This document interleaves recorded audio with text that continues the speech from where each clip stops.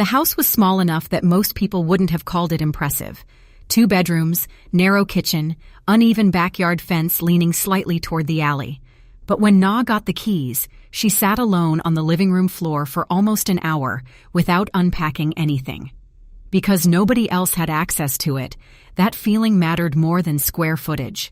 For years, she'd lived inside shared spaces that never fully belonged to her. Apartments with roommates, her parents' house after college, relationships where privacy slowly became negotiable. This place felt different immediately. Kit in a clean way. The family reacted exactly how families often do when someone finally becomes independent with pride layered over intrusion. Her mother asked for the garage code in case of emergencies. Her father criticized the dining table placement during the first visit. Her aunt laughed and called the guest room my room for holidays. None of it seemed serious enough to fight about. So Na smiled through most of it. That was the pattern she'd inherited early. Absorbed discomfort before it inconvenienced other people. 3 weeks after moving in, she worked late on a Thursday and came home exhausted, carrying takeout containers against her chest while trying to unlock the front door. She noticed the hallway light first. She always turned it off before leaving. Then voices, television noise drifting from deeper inside the house. Na froze. Her stomach tightened hard enough that she nearly dropped her keys. She pushed the door open slowly. Her parents sat comfortably in the living room like they'd been there a while. Shoes off, her father flipping channels, her mother standing in the kitchen reorganizing spice jars. The smell of garlic and onions filled the house. For one disorienting second, Naina genuinely questioned whether she'd somehow forgotten inviting them. Then her mother turned casually and smiled. "Oh, good. You're home." Na set the takeout containers down carefully. "How did you get in?"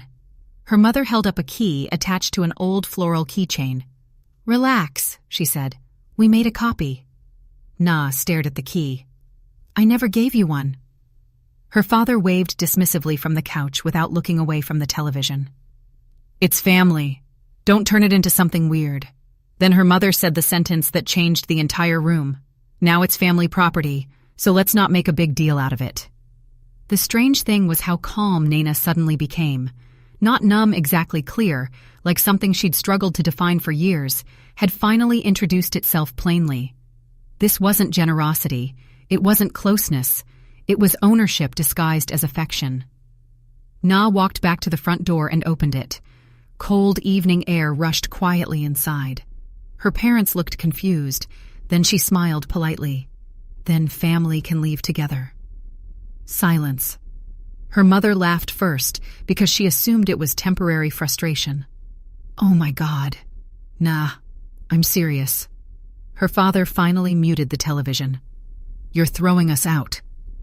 "No," Na said carefully. "I'm asking you to leave my house."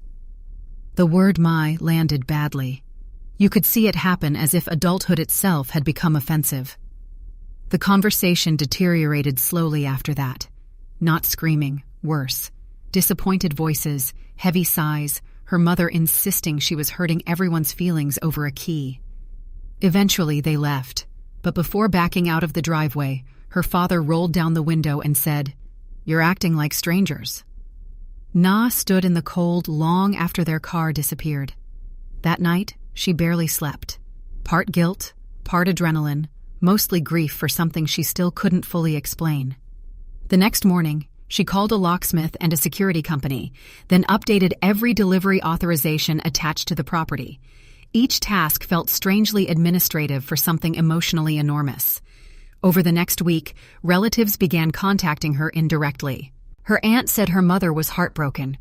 A cousin texted, "You know they meant well." That phrase irritated Naina more than the copied key itself. People often mean well when crossing boundaries. The meaning doesn't erase the crossing. 5 days later, while at work, she received a security alert from the newly installed system. Repeated failed entry attempts at the front door. Then another notification from the side entrance. The security company called immediately afterward. Mims Carter, the representative, said professionally, "We're seeing multiple unsuccessful access attempts using an invalidated physical key. Would you like us to contact authorities if activity continues?" Na opened the live camera feed on her phone. Her parents stood on the porch. Her mother looked frustrated, not ashamed. Her father kept trying the copied key, like persistence itself should override permission. Na watched silently from her office desk, while coworkers talked softly nearby about weekend plans. For a moment, sadness hit harder than anger, because the footage made one thing painfully obvious. They truly believed they belonged there, not entitled. No. Na told the security representative finally. No authorities. After work, she drove home slowly. The house was quiet when she arrived, exactly as she'd left it. That stillness felt unfamiliar now, not empty, protected. Later that night, the family group chat buzzed repeatedly. Messages about how cold things had become, how nobody understood why she was pushing family away. Na sat alone in the living room reading them while soft rain tapped against the windows.